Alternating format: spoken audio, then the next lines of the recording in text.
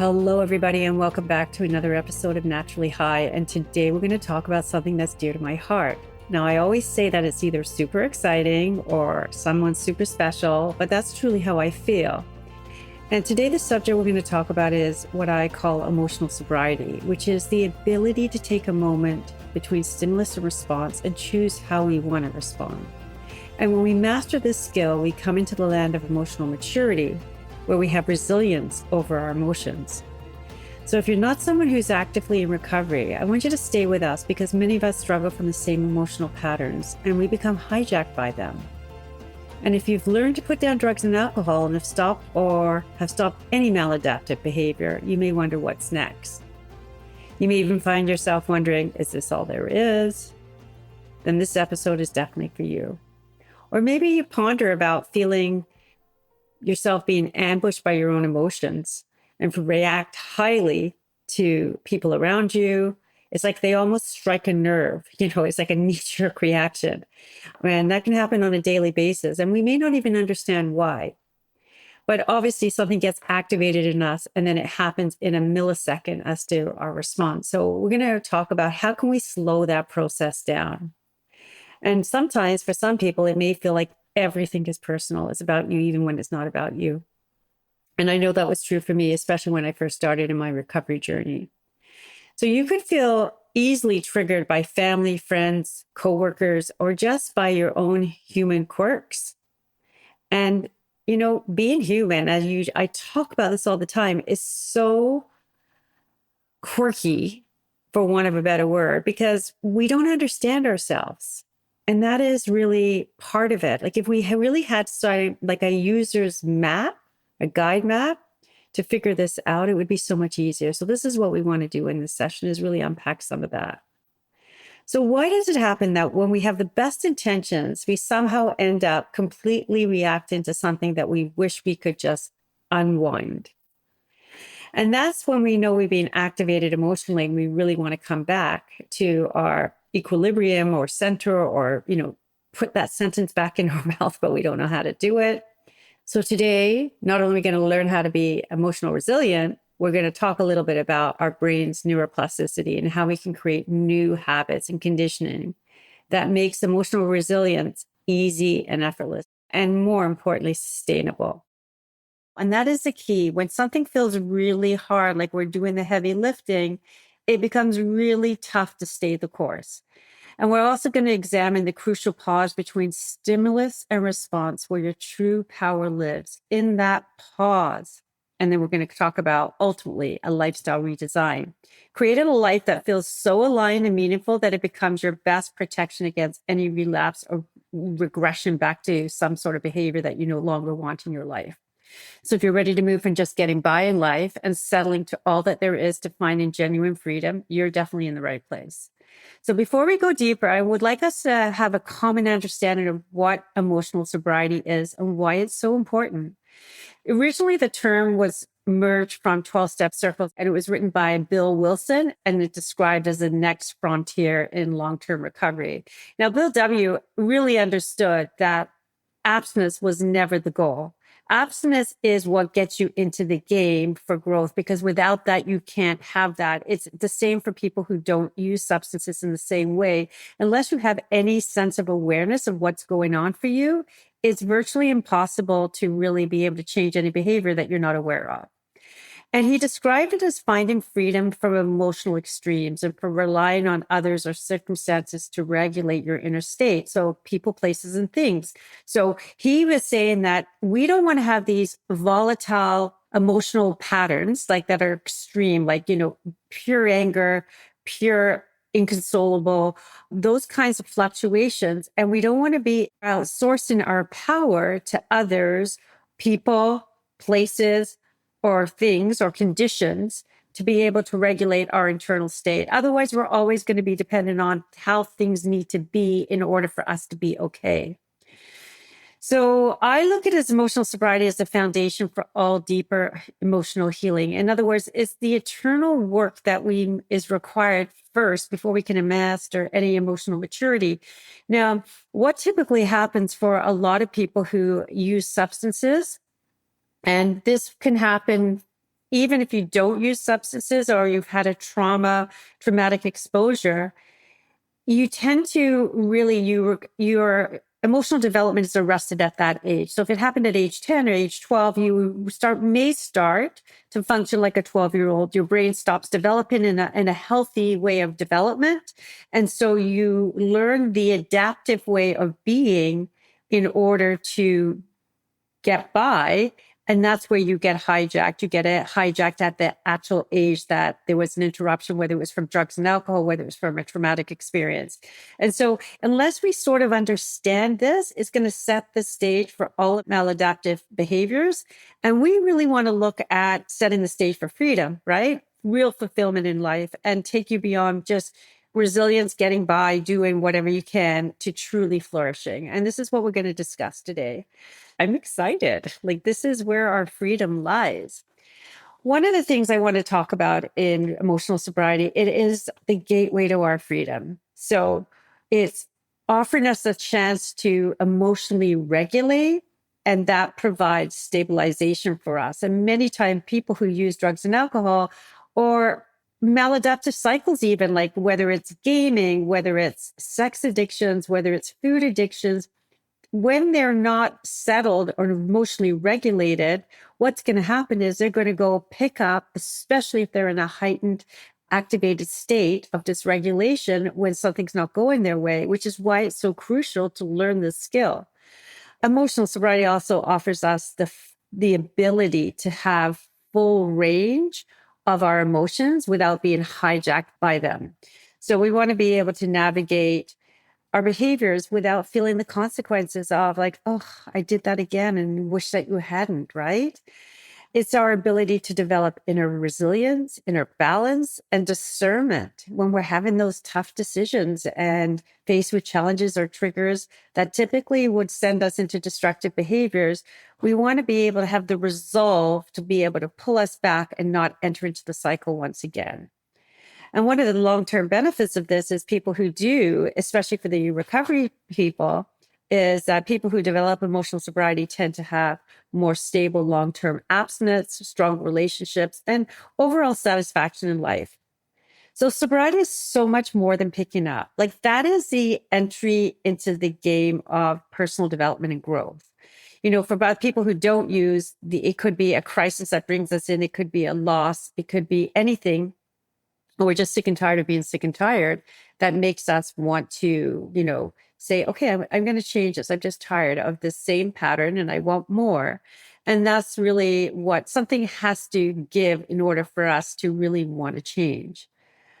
One of the things I find is that people often confuse abstinence for true recovery. And that's not our finish line. There's a term in the 12-step circles is called a dry drunk. I think maybe some of you have heard of that term, where basically somebody's sober, but they're just absolutely miserable. They don't have any emotional resilience. They don't have any tools to be able to emotionally regulate or be appropriate. They don't know how to communicate. And this is often why that is not the litmus test of what recovery is about. So we want to be able to resource ourselves better, that we can then have a pause in these moments.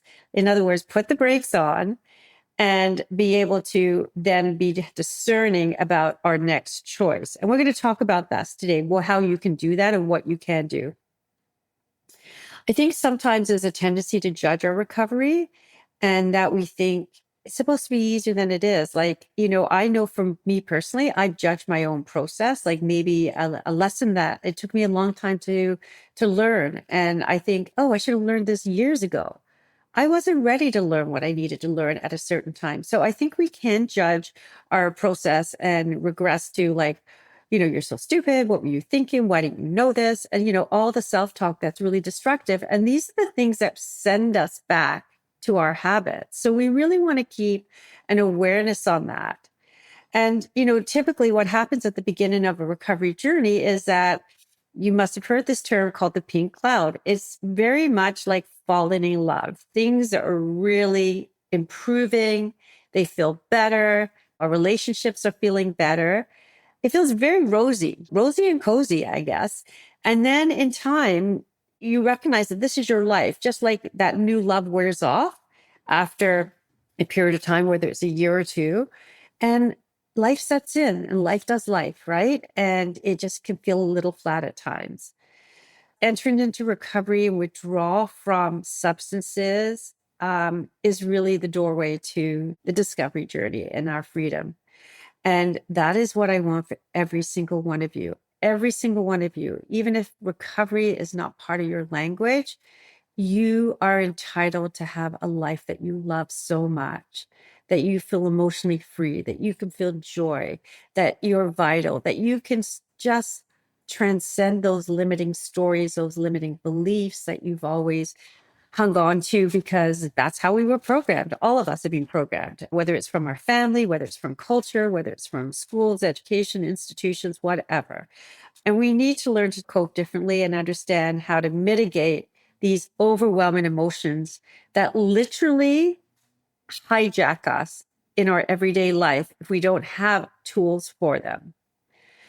So I said life is going to do life, which it does. And we're all going to experience heartache, grief, loss, conflict, and stress. And that's just part of being a human. I think the faster we can accept that, the better it is. The work is, how do we navigate these difficult moments by cultivating emotional sobriety to stay present in these difficult moments without running or numbing? And numbing is not substance only. It can be any destructive behavior. Food is a common one, and sex. I say more so for females. Food can tend to be more so for females than sex for men. It's not stereotypical, but it does trend that way. You know, to pick up that box of cookies or to pick up that tub of ice cream, and it gives us comfort. There's a brain chemical alteration that happens in those moments, and then we feel like, ugh, why did we do that shortly after? So the work is, how are we able to feel and manage the emotions without being hijacked by them? So how do we stay the course when things are running, our emotions are really running high? One of my favorite quotes by Byron Katie, which stopped me dead in my tracks, and it's something I practice often to this very day. And I'm going to paraphrase it, but it is, do not fight with reality. How many times do any of us, or some of us, or most of us, try to bend reality because we're not liking it? And, you know, for me it was hard for me. So because we're talking about acceptance, we're talking about accepting what is. Like, if you can't change something external in your life because it's complete, like in loss, as in grief, as in a job that's over or a relationship that's over, if we cannot accept that, we're going to be bumping up against reality all the time. So we're caught up in what we desire rather than what is. And I call this trying to bend reality. I have acceptance and know what I can reasonably change. What is in my power to change? Discernment of knowing what you can control and letting go of what you can't, which brings us into the serenity prayer. God, grant me the serenity to accept the things I cannot change, courage to change the things I can, and the wisdom to know the difference. Now, if we can apply this little prayer to in our foundation of our life and embedded in the fabric of our being, we'll have much more peace. And that's something I learned a long time ago. So how we see our life rarely fits into our expectations of our life. And that leaves us trying to control everything to fit our own viewpoint. And it conflicts with reality, the truth. And I think it further reinforces conflict within ourselves, where we're causing dis-ease. And dis-ease can literally make us feel uncomfortable and literally crazy, or it could be decades of this, live in a certain way, and eventually be a precursor to real disease. So by acceptance of yourself and your reality and leaving acceptance as what is rather than what you desire or what you want is such an easier way of being. It's less chaotic. You don't feel like you have to manipulate, control, which was a very big part of my early recovery. I used to feel like I had to bend reality, as I said before, manipulate and coerce people into basically buying whatever I was selling. And it truly wasn't always in my best interest. Maybe it's a good skill to have in life in other healthier ways, but it definitely wasn't in my self-destructive manner. So if we're hyper focused on what other people are doing and we're looking outside of ourselves at their actions, their reactions, we're going to just be unbalanced. We become impulsive and destructive to ourselves and others. So, how do we apply emotional sobriety in real life with everyday triggers and external events that we have no control over? So, I'm going to say something, you're going to go, is that it? And then I'm going to say, yeah, it is. That is part of it. The pause. This leads us to recognize the patterns, the triggers, the stories we tell ourselves under stress. So, I want you to take a beat and ask yourself, what am I feeling right now when you are heightened? You could call it trigger, you could call it an activation emotionally.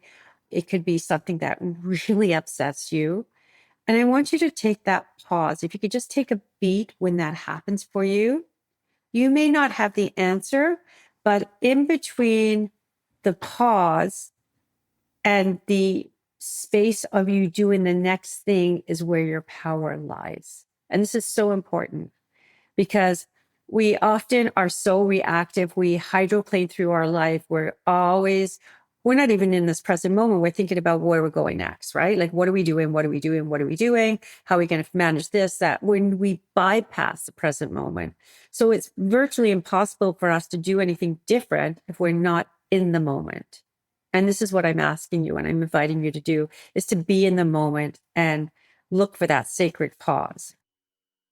So how do we create a pause in our heightened emotional state to where we want to be rather than where we are? So how do we remain in the calm when we're so heightened emotionally, whether it's an activation, it could be an activation of a severe, intense emotion. It could be an occurrence, someone coming into our space and it's triggering us. It could be in a variety of different ways it shows up. The ideal is that we should be able to respond with emotional maturity, emotional clarity, and resilience. So here's a little micro tool that you can use when you're feeling activated. And it's called creating a pause in the moment. The pause is where your power lives. The pause is simple. When craving shows up, I want you to just pause and take a breath. So basically come off of autopilot, just be intentional with yourself, with this time, and just attune to yourself and connect with the pause and say, who do I want to be in this moment? So the P3 protocol is pause, process, and proceed. And as I said, it's a little micro tool for emotional resilience and to help you be intentional in the moment, especially when you're struggling. Okay. So the first step is to pause. It takes about 10 seconds. Scan your body, attune to yourself, breathe, connect to your breath, and feel what's alive for you in this moment. What are you feeling? It could be tension, it could be pain, it could be your heart pounding, it could be heat rising, whatever it may be. It could be stiffness, feeling frozen. It can show up in a variety of different ways, and there's no reason to make it wrong in any single way. Whatever presents is what is presented, just witness it. Process, 20 seconds tops. I want you to label whatever it is that's presenting itself with compassion, with kindness. What response honors my values and my nervous system? So just ask yourself that question. What response honors my values and nervous system? Then I want you to proceed. And you're going to proceed with, what is one doable action I can do right now? It may be just staying there a moment or two longer. It may be making a commitment to yourself that you're not going to judge your process. You're just going to allow it to be. And it is what it is. It doesn't necessarily have anything to do with who you are as a person or your worth as a person. So this is a tool, obviously, that you would practice. It's like anything that we need to work with. We're in continuous practice with ourselves, with our emotions, with our feelings, and also with our practices. So I hope that you have some fun with it and learn to discover a little bit more about yourself and who you are becoming in this very moment. So I have a little exercise that you can do, and we're going to put this in the show notes so that you guys have an opportunity to practice this on your own when you're really in your real life and having a moment. And it's a gentle nervous system reset to create space between trigger and response. So I call it the P squared, and it's squared because it has exponential effects on it. So what we want to do is in the pause, we want to ground into the body. We want to get connected to present self. So we're not hydroplaning out there. And just ask yourself, what is sensations am I feeling right now? You don't even have to know, you don't even have to be aware, but you want to create that pause that gives you permission to start attuning yourself to awareness, okay? Then you want to know process. What is the feeling? You want to be able to name the feeling that you're experiencing: agitated, angry, invisible, insecure, crushed, like emotionally, whatever it is for you. So the process is name the feeling with compassion. Ah, I'm feeling invisible right now. Oh, yeah, that's a familiar emotion for me. And then you want to regulate your response that serves your healing. So what can you do? Just have compassion for yourself in the moment. It doesn't mean you have to fix anything. It doesn't mean you have to do anything, but you want to be able to really witness and validate what you're experiencing, because you can't heal what you don't experience or are aware of. Proceed. Take one small aligned step forward. So what can I do? I'm just going to hang on to myself in this moment. I'm going to put this into the parking lot. I may have to come back and I think examine this later, but I'm not going to deal with it right now because I don't have time. I'm heightened emotion that this is not the best time to try to solve problems. And it's something that will need some more unpacking. So that's just a little exercise, and we'll put some notes down for you. One of the things I see often when people put down substance or they're trying to change a behavior of any kind is they trade one addictive pattern for another. It's really common. So your energy goes into this one thing. Maybe it's stopping substances or, even gaming. Let's take technology as an issue, work as an issue. Like some of these things are really way more accepted socially than the others, but they're a problem. So some common cross addictions are food, which I spoke about, exercise, gambling, relationships, shopping, social media, being internally optimistic and spiritually bypassing the situation. Obviously, technology comes into their work as well. Simply put, what happens in these moments, and the reason it's so common, is the brain is looking for the same hit, quote unquote, that it would normally get through any other behavior that you've stopped, such as substance, for example. So it's looking for that same hit. And from a neurochemistry perspective, your brain is getting that hit when it, picks up and it uses alcohol for, I'm using one as an example, but these are all interchangeable. So just don't get fixated on if it doesn't apply to you. The brain is literally looking for the reward of dopamine, and the anticipation of that reward happening is what is used to. And so it's looking for it in another form or another. Your brain is quite adaptive. It says, okay, if I can't get it from here, can I get it from somewhere else? And yes, it can. And so this is why you have to be careful that you shouldn't necessarily avoid these things, but you want to be mindful of how they can impact you. So I always relate it to, like, that game in the video arcades of that whack-a-mole, the big thumper. So, you hit that thumper on one thing that goes down and another crops up. And that's what it's like when you put down a substance or addiction, an addictive pattern. You put down one thing and the other comes up. So you may overexercise. You may be too rigid in your dieting. You may, for young adults, it could be gaming. They really haven't been in a world without technology. So it's very different for them. The good news is we can change all of this through neuroplasticity and habit change. So like you can change it. You just need to get those reps in. So how we look at this is through a multi-pronged process, which involves our thoughts, our feelings, emotions, and the stories we tell ourselves. And it requires practice. We got to get those reps in. But, as I said before, the first part of it is having awareness. So you want to have a pause between stimulus and response.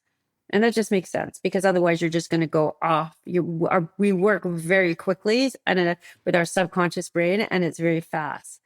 So it's very much a part of how do we see ourselves and who are we being in the choices we make in these moments. Can we just have a pause? That's all you're looking for. Because we have to be awake from our slumber and be curious as to, what's driving our behavior? As I said, we all live in autopilot. And so we want some space to feel and think about what we really want. And when I talk about space, I'm talking microseconds here. I'm not talking about, hours or 5 minutes or anything. I'm talking maybe, anywhere from 5 to 15 seconds to 30 seconds to a minute or two. We're not talking a long period of time. And we can all afford that. And if you can't afford that, then you really need to examine why you can't afford that time. We get really caught up in the autopilot of, oh, we should, we must, we have to. We don't get caught up in the privilege of, this is a gift to ourselves. We're replenishing our cup, our own cup. We're filling our own cup up first. And this is essential if you want to change these long ingrained, embedded patterns and turn them around for the better. So it's time to get off the merry-go-round, guys. It's really that simple. So the merry-go-round is your subconscious programming and become more intentional and deliberate to what you desire, how we close the gap from where we are to where we want to be. So we're going to break down how we process information and make sense of our world. So what is the meaning I'm given to this? What is the story I'm telling myself? So that's why you could have two people who are exposed to the same situation, even two children, and their interpretation of the experience of something they experience is completely different because it's how we take in information and decode it and make sense of it is unique to each of us based on a multitude of different factors, but just let's say common umbrella life experience. So it will mean different things to different people. So the good news is our brain is incredibly malleable. Over time, when we repeat new behaviors, just like it can happen with other destructive behaviors, it will create new neural pathways in the brain. And each time you repeat a behavior, you strengthen that connection and that supports it. So making that action easier and more automatic over time. So for example, if you're navigating sobriety and you're in an early stage of sobriety, let's say you're just not even used to navigating socially without substance, it will feel very mechanical. It will feel like you're learning to ride a bike. Everything's going to feel hard. Same thing with driving that car for the first time. You feel like you've got to look in your front mirrors, your side mirrors, your back mirrors. Like you've got to look in front. You've got a lot of concentration going into making that happen. It's the same when we're doing something new. Over time, as we are more successful with that new habit, it becomes automatic to us and that becomes a new normal. But the same happens with repetition in ways that are not optimal for us. So the habit of drinking, the habit of falling into picking up our phone and scrolling. This is why it's so easy. It's a self-fulfilling pathway for better and for worse. Every rep that you put in is basically a vote for the person you're becoming.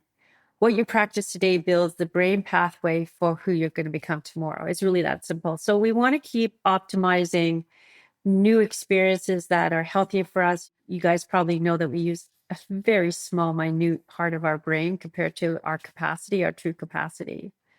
So, I'm coming back to the pause again, because I want you to really understand how critical this is between stimulus and response. So creating a pause in the moment is where you really, really want to be. And so it can happen in a matter of 3 seconds. So if you take anything away from you, I want you to get off that hydroplaning through your life and into the moment especially when those moments are very heightened emotionally and you're feeling triggered or you're feeling amplified or you're feeling really off center. This is where you've got to attune to you and just cut out the noise, even if it's just moment to moment to moment. Okay, so this brings us to, how do we keep emotional sobriety or emotional maturity front and center in our lives?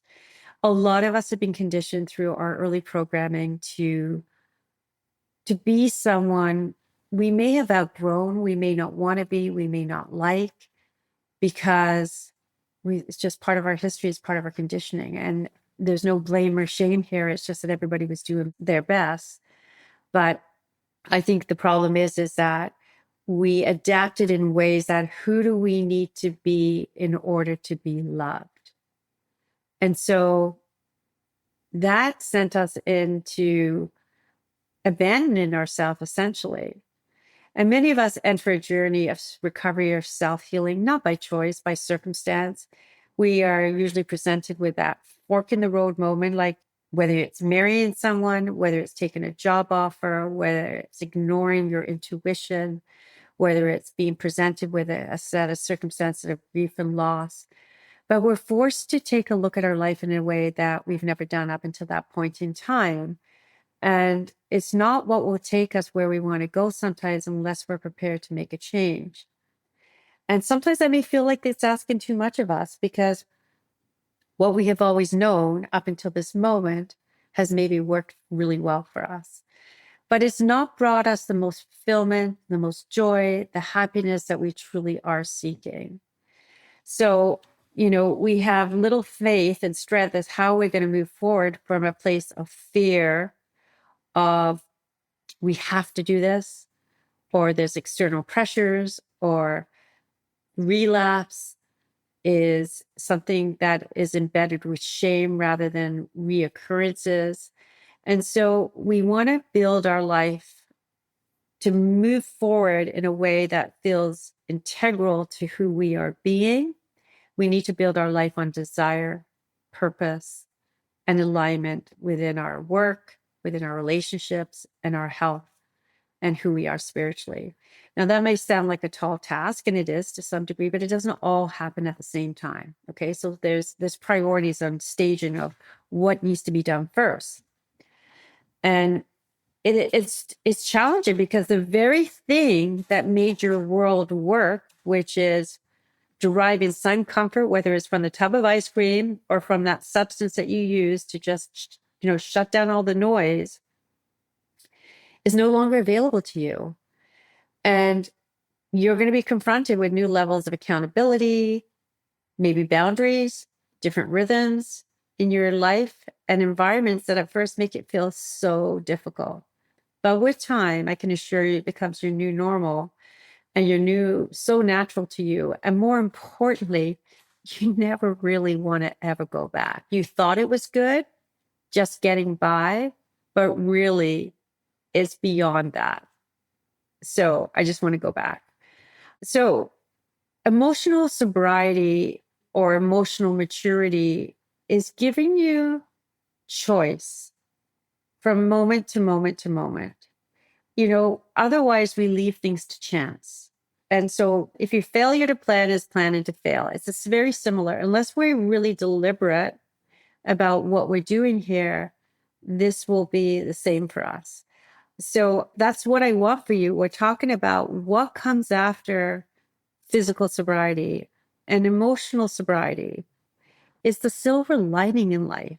It really is the ability to go from just getting by to beyond resilience to truly flourishing. And that's what we want. Why not? This is your one sacred life, guys. You want the best life ever.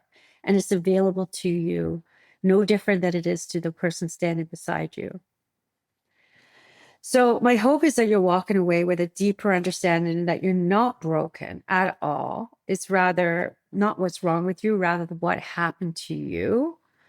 And maybe you still have big feeling or old urges, and that's simply just directing you to the next layer of work. It's just telling you this is totally normal. Your brain's doing what it's supposed to do.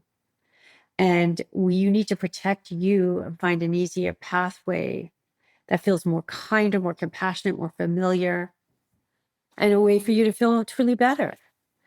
And sobriety is a daily practice of noticing, pausing, and choosing again, moment to moment to moment. And each time you create that little bit of space between a trigger and a response, you're literally carving a new pathway in your brain and building a life that fits who you are and who you are becoming.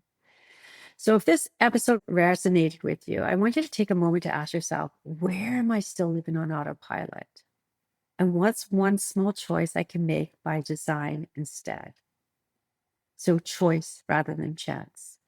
If you found this helpful, I want you to share it with someone who's navigating life after substances and leave a rating or review so we can help more people live naturally high.